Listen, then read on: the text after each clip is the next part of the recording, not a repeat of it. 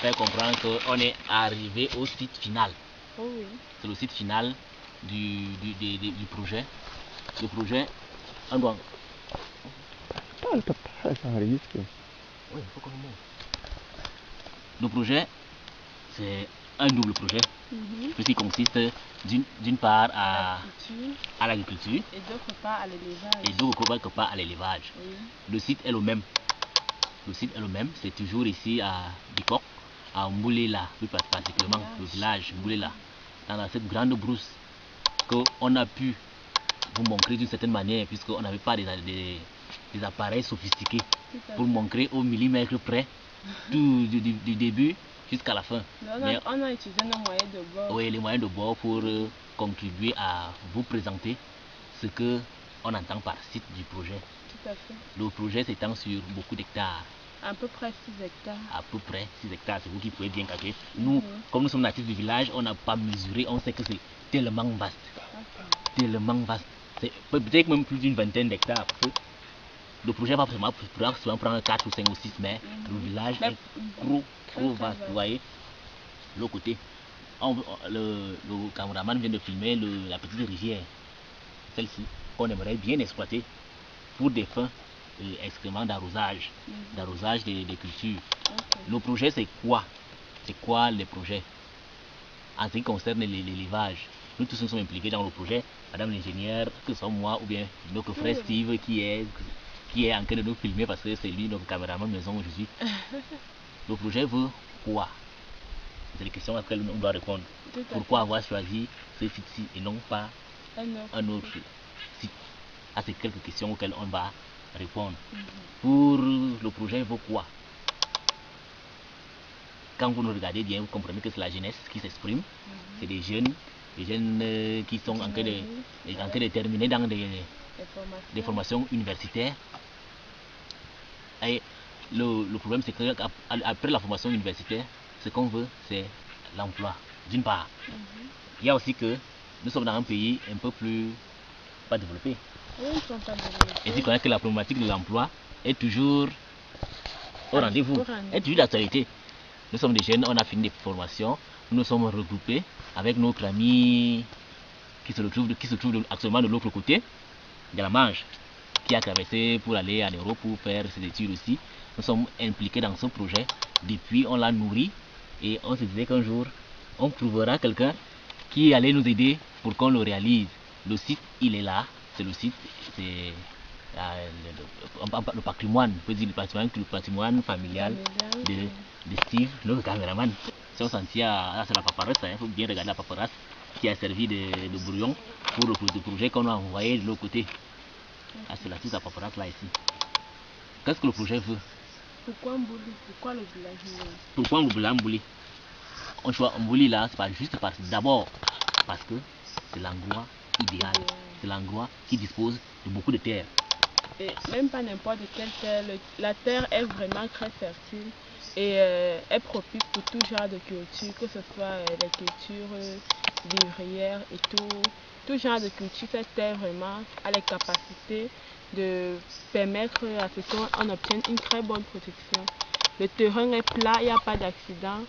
Le terrain est vraiment plat et très facile pour écouler même les produits après la récolte. Donc voilà pourquoi on a choisi Mbouli, le village Mbouli. Et en plus de ça, ce terrain est assez vierge parce qu'auparavant il n'y a pas eu de culture. Donc on est certain et on est sûr que le rendement en qualité de production sera très élevé. Voilà.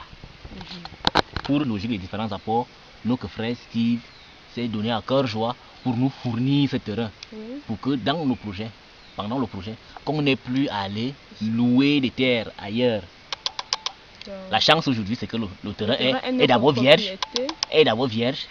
Il est très fertile, il est propice et que c'est aussi la propriété du projet. C'est l'apport personnel d'abord des membres du groupe du projet. Ça, c'est pour répondre à la question pourquoi le village Mbouli? Pourquoi le village Mbouli? Les différentes cultures qu'on a prévu faire dans ce village Mbouli sont de la tomate, du piment, et du haricot. Et si on va dans le volet élevage, on a l'élevage des poules, également des porcs. Pourquoi la tomate? Également, la tomate est un aliment consommé sous plusieurs formes ici au Cameroun, que ce soit ici, même hors du Cameroun. On peut le transformer, on peut le cuisiner, on peut faire des salades et tout le reste. Pourquoi du piment? Bien évidemment, parfois nos repas ont besoin d'une saveur assez pimentée, donc voilà différentes raisons. La volaille, tout le monde en mange et c'est même, ce type de consommation qui est conseillé puisque c'est la chair blanche. On ne s'expose pas à l'obésité ou autre. Les valeurs nutritives sont assez élevées, sont assez recommandées par nos médecins, nos diététiciens. Donc voilà le pourquoi. La viande de porc, qui n'en mange pas, tout le monde en mange. Pourquoi le piment? Je veux seulement ajouter parce que peut-être que c'était les réponses techniques et stratégiques au niveau de la culture des haricots, puisque c'est elle qui s'y connaît vraiment, c'est elle qui s'y connaît véritablement dans la culture, dans la gestion des produits alimentaires tels que le piment, la tomate, etc. Mais dans nos volets, nous on a choisi ces produits parce qu'on a estimé que c'est les produits qui étaient un peu à la portée, qu'on pouvait facilement, les cultures qu'on pouvait facilement entretenir. Comme c'est des cultures saisonnières. Oui. Et la demande est élevée. La demande est élevée, surtout que le coût de la production n'est pas tellement, ne nécessite pas pour nécessairement les gros moyens. On ne peut pas demander qu'on va exploiter telle terre pour telle culture. On sait qu'on a des cultures qui coûtent extrêmement cher.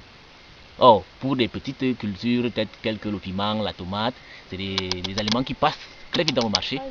Mais c'est aussi des cultures qui peuvent nous amener à écouler de temps en temps, à aider le marché local parce que, comme elle disait, c'est les cultures qui servent de base pour tout type d'alimentation, à tous les niveaux, elles sont utilisées, ces cultures-là. Donc, nous, on voulait saisir cette opportunité pour contribuer aussi à remplir le planète de la ménagère. La ménagère camerounaise qui souffre déjà, on sait qu'au Cameroun, la ménagère a trop de problèmes. Si, en tant que jeune dynamique, en tant que jeune réfléchi, on s'est trouvé en train de réfléchir sur comment est-ce que nous aussi, en tant que jeunes, on pouvait aider notre pays d'une certaine manière, tout en nous aidant aussi. La réponse était qu'il fallait qu'on cultive des plantes simples, le piment, la tomate. Si donc on a un atout, le premier atout c'est qu'on dispose déjà d'une surface réglementaire pour que nous puissions faire tout ce genre de culture. On se rend compte que ce projet serait d'abord bien évidemment bénéfique pour notre pays parce qu'à cause de ce projet, il y aura pas mal de monde qui trouveront un emploi et déjà on lutte déjà contre ce fléau qui est le chômage parce qu'ici on va employer certains jeunes qui seront chargés de faire l'agriculture à cet endroit, l'entretien et tout le reste. Donc déjà on participe également à l'émergence de notre pays que le chef d'État a dit en 2035. Par rapport toujours à ce projet, on va voir notre village, le village Mbouli se développer, ce qui est une très bonne chose. Donc vraiment, nous voulons voir la jeunesse camerounaise, la jeunesse africaine, la jeunesse mondiale active. Et ce n'est pas toujours dans les bureaux qu'on va être actif, mais c'est même sur le terrain avec des projets tels que l'agriculture. Parce qu'on se rend compte qu'au Cameroun, l'agriculture est une activité qui se fait à 70%. Et vraiment, ça nourrit la population, ça tue le chômage, en fait, ça permet à un bon nombre de jeunes d'éviter le chômage. On a eu les formations universitaires, mais ce n'est pas pour autant pour aller s'asseoir dans des bureaux climatisés autres, mais on se sent vraiment poussé à venir sur le terrain et apporter notre part de contribution à l'émergence de notre cher et beau pays. S'agissant du problème du chômage et de l'emploi, le projet va résoudre ce problème. Tout à fait. Dans cette logique, on comprend que les maisons qu'on filmait là-bas au village, nous avons une grande base, il y a beaucoup de maisons avec beaucoup de chambres. On va abriter tous ces travailleurs-là. Ils n'auront pas à quitter les villes lointaines, puisqu'on n'a pas suffisamment de moyens pour les payer. Mais on va d'abord raccourcir leur chemin en leur proposant un local de logement là à 2,5 km à partir de la base où nous avons commencé à filmer. Donc ça c'est la base standard où toutes ces personnes qui travailleront ici auront...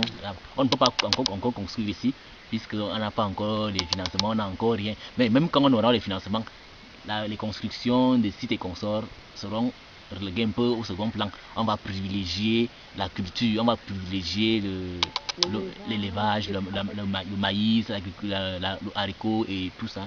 Mais l'exploitation des ressources humaines, les ressources humaines seront d'abord localisées au niveau du village. Nous-mêmes, nous y habiterons souvent, donc ça ne va pas nous gêner de faire 3 km chaque matin pour venir ici. Et tout cela, on gagne en temps.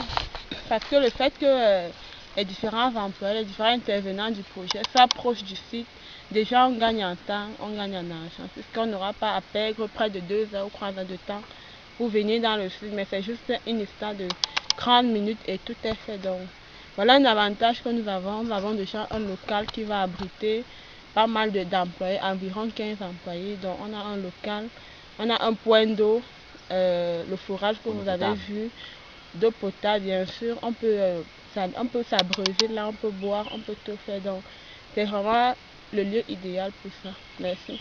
Donc, je pense donc que cette forêt est immense. Elle est vraiment immense. Parce que là, on ne peut pas s'en douter. Chaque jour ici, les employés pourront venir travailler, rentrer chez soi, ainsi de suite. On va fonctionner de telle manière qu'il y aura toujours du travail.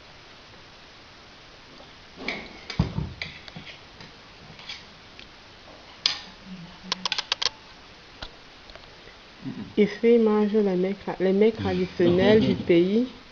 On a le manioc là, avec les feuilles de manioc. Appelé ici, un truc comme ça. Préparé par la grand-mère.